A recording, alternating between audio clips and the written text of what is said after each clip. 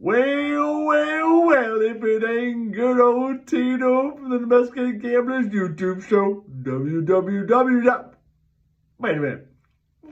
We haven't done Domesticated Gamblers in like 8 years. Whoop-de-doo. A lot of freaking, some habits are hard to break. But you all see Tito's smiling face, and you see the background, and you know what time it is. It's time for another hot toilet take by yours truly, woo. But my oh my, Tito, I must digress. I must talk about some things that have been going on personally throughout the last several months. I haven't been doing a hot toilet take in a number of weeks or a number of months, but guess what? Tito's coming live tonight. I got a hot toilet take, and I think all my fans, I think they're well aware of what the toilet take topic's gonna be tonight. But man, I must talk about some of the developments of yours truly coaching CYC sports. You know, Tito's upgraded. Tito's also involved in some club sports. I'm not going to actually partake in exactly who I'm coaching club sports with, but my oh my, Tito's having a great time learning some tips and some tricks from some club sports teams that his son is involved with. But my oh my, having a great time. You know, saw some buddies a few days ago, played some pickleball with a few old friends, and my oh my, getting back out on the court was fantastic. Getting out there with the pickleball. And you know, Tito's also, he's a jack of all trades, folks. Tito's not only playing pickleball on a weekly basis now, but I'm playing basketball, pickup basketball on a weekly occurrence. I'm dominating some of these dads. I'm playing pickup basketball for my kids' school. My oh my, Tito laying down the law. Absolutely fantastic defensive strategy going on. Tito nailing the mid-range jumper, 15-foot, you know, from the baseline. My oh my, Tito is having a great time and absolutely dominating the pickup basketball league that he's been organizing over the last several weeks. But you know what? You know, Tito's having a great time. Got my daughter's 16th birthday coming up, and my oh my, what does Tito do? Tito's a giver. Tito is this absolute rock star of a dad. You know, this afternoon, we pulled the trigger.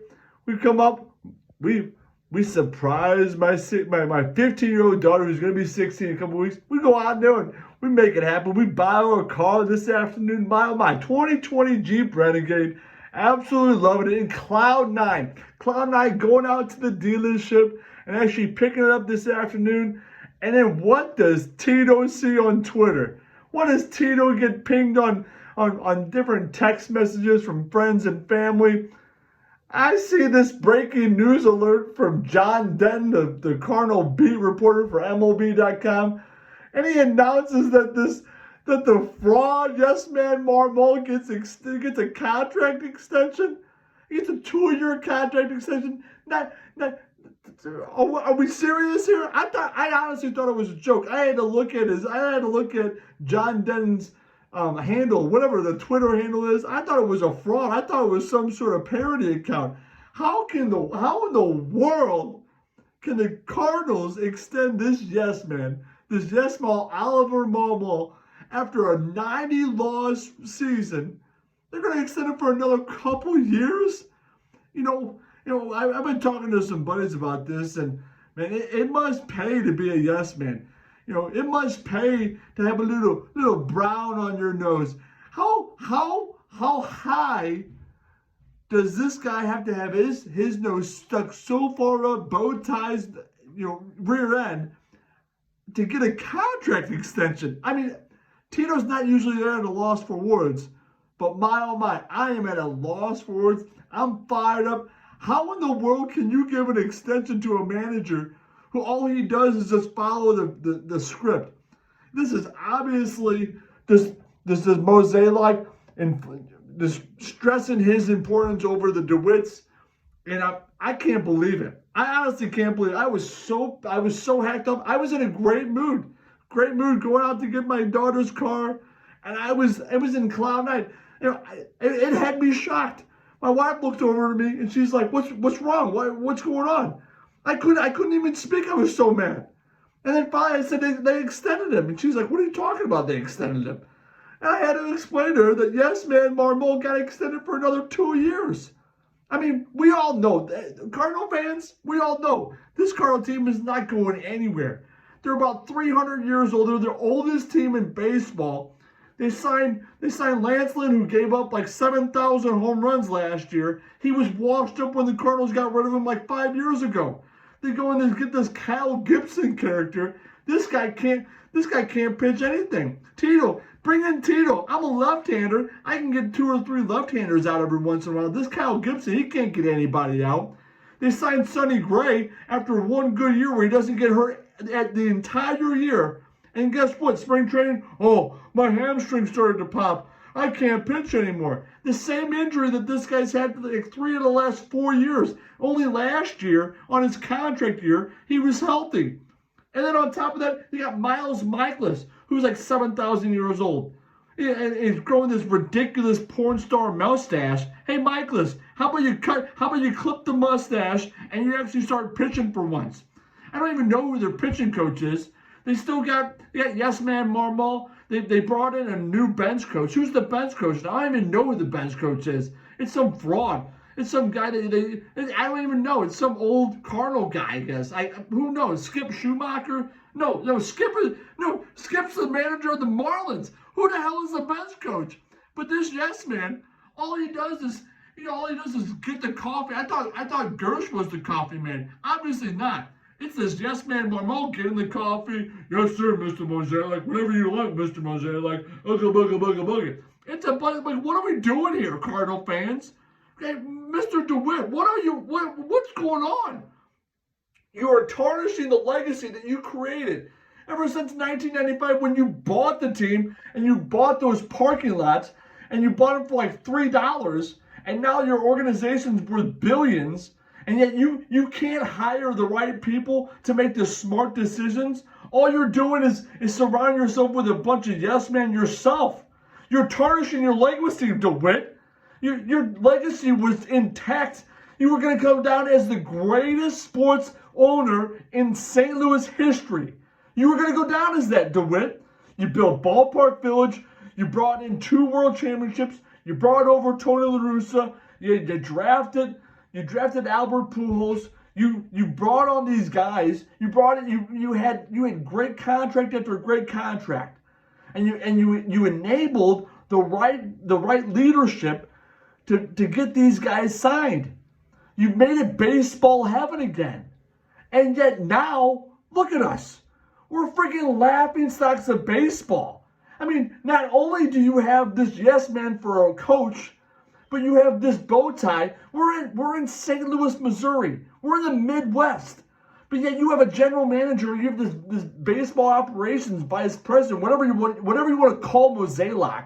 He's got these cardigan sweaters on. He acts like he's the smartest guy in the room. That's not going to do it for St. Louis. If he was the smartest guy in the room, then we should be winning multiple championships every couple of years. But no. All you want to do is you want to bring in these guys, these fucking ridiculous guys who think they're too good for everybody else. And I don't know why. I don't understand it. I honestly don't. I mean, the roster that this Mosaic has constructed with Gersh's help, whatever Gersh does, I don't even care what Gersh does. Mosaic, I mean, how can you craft a lineup like this? And don't give me this nonsense that we don't know what's going to happen with the TV deal. The Cardinal fans watch year in and year out. They're always the top of ratings. So guess what? Wherever you broadcast your games next year, the network they broadcast your games, they're going to fork over the dough because they know that there's an audience there. But guess what? If you keep on putting these yes mans in charge and you keep on putting down this type of lineup, you'll tarnish your legacy. There will be no legacy left. And then there will be no ratings. So I don't know what kind of game plan you're talking about here, but yet all you want to talk about is how we don't have a TV contract. Oh, we got blackouts. Oh, we really need the fans to show up. Oh, that's the only way we're really going to be able to make money this year. Like you're hurting for money as it is anyway. But I digress. This roster that you've constructed, you've allowed to be constructed. You don't have any pitching. You've got no pitching. You've got Sonny Gray, who hopefully is an opening day starter. Maybe he's not. Who knows? He might pull another hamstring on one of his side sessions. Who gives a crap? You got Miles Michaelis who's washed up. You got Matthew Libator. But maybe if he had a decent pitching coach, you could actually develop him. He was supposed to be this stud ace, young ace. He's supposed to be like the next Clayton Kershaw, left-handed sidewinder. But yet, we don't have the pitching mechanics. We don't have the pitching coaches to develop this guy. And then you have, you got two other old scrubs. Old scrub Lance Lynn, washed up. Kyle Gibson was never good. Is never good. And then you have an outfield that you have Jordan Walker. Yeah, have you ever heard of the sophomore slump? It's a pretty regular occurrence in baseball, you jackwagons. I mean, who knows? Hopefully Jordan Walker can pull his weight. Hopefully he can hit 40 bombs this year. But what if he doesn't? What if he gets hurt? What if he doesn't? What if he just has a standard year? Oh, you might have to call him down because he's hitting too many ground balls. I don't care that he's having 13-game hitting streak to start the season. He's not hitting the ball in the air, and that's what the analytics tell us to do. Get the hell out of here with these analytics shit, and let's actually bring in some people that know what the fuck they're talking about, know how to develop players. So yeah, you got Jordan Walker, corner outfielder. Hopefully that works out for you. Who's in center? Who's in left? I mean, you're not gonna bring up this guy, the center fielder that can fly like the wind, bullseye. I don't even know the kid's name. Victor Scott, that's his name. You're probably gonna say, oh, he's not on the 40-man roster, so we can't expose him. We gotta let him go back down to Double-A. Let him develop a little bit more. What's there to develop? This guy can fly like the wind, and all he does is get on base in the spring training. But he probably needs some more time, right? Because Cardinal fans don't know what the hell they're talking about. You gotta listen to Bowtie. Bowtie knows what he's doing. Oh yeah, we don't want the clock to start right now. Let's give him a couple of years. Get the hell out of here with this. And then who's in left field? Left field, you don't have Nootbaar. Nootbaar's hurt. You're going to put Dylan Carlson. Oh, yeah, the same Dylan Carlson that said, oh, we can't trade him 2 years ago because he's our cornerstone player. We can't go out and get Juan Soto for a couple of years. We don't want to do that. That's too much. That's too risky because we don't want to give up on Dylan Carlson. Meanwhile, Dylan Carlson can't bat on the left side. Right side, he can barely hit that way, too. And he can't play defensively. But yet, who do you got? Who do you got in the outfield? You need to have a legitimate outfield if you want to contend for a world championship, and you don't. You've got a third baseman in Arenado who's great. You got a first baseman in Goldschmidt who's great. You got second baseman. Who's at second base?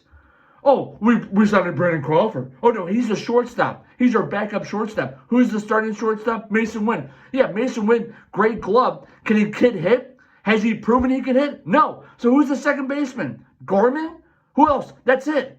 Gorman's going to strike out about 1,000 times. Maybe he'll hit 40 bombs. But it'll be solo shots. There won't be anybody getting on base because you got nothing else. You got nothing else. You got Goldie and Arenado. Who's it behind the plate? Oh, Contreras. Oh, wait a minute. We're not going to put Contreras behind the plate because he doesn't know how to call a game, right? What a bunch of joke. What a fraud. And then you're going to sign Marmol to an extension, a 2-year extension. This team's not going to win. This team's going to lose another 90 games this year, you jackasses. And you're going to say, oh, well, really like what Marmol's doing with the young kids, and we're going to give them a chance. This is just a rebuilding, and we're going to see how it plays out.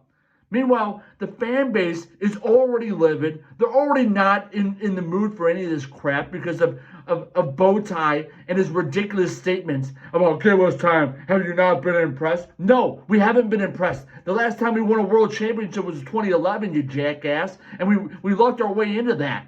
And we had the best manager ever in Tony La Russa. It had nothing to do with your construction. So what you need to do is shut the hell up and actually retire.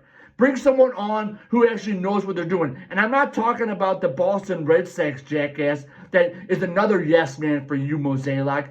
Right off into the sunset, never be seen again. I'm tired of your cardigans. I'm tired of your bow ties. I'm tired of your smug ass. So Cardinal Nation, here's an idea. Don't go to any more games this year. 3 million fans, get the hell out of here. Send this ownership, send the city, send the players a message. We got their back, but we got nobody else's back. So don't go to the games. Watch on TV if you can with the ridiculous blackouts that MLB has. But guess what? Bailey's, Bally's, whatever you want to call it, you got to pay $30 a month for that too. No one's paying $30 a month to watch this team. Get the hell out of here. I'm simply tired of it. And I'm not done. I know I won't be done for a long time. Yes, man, Marmol, take a hike too.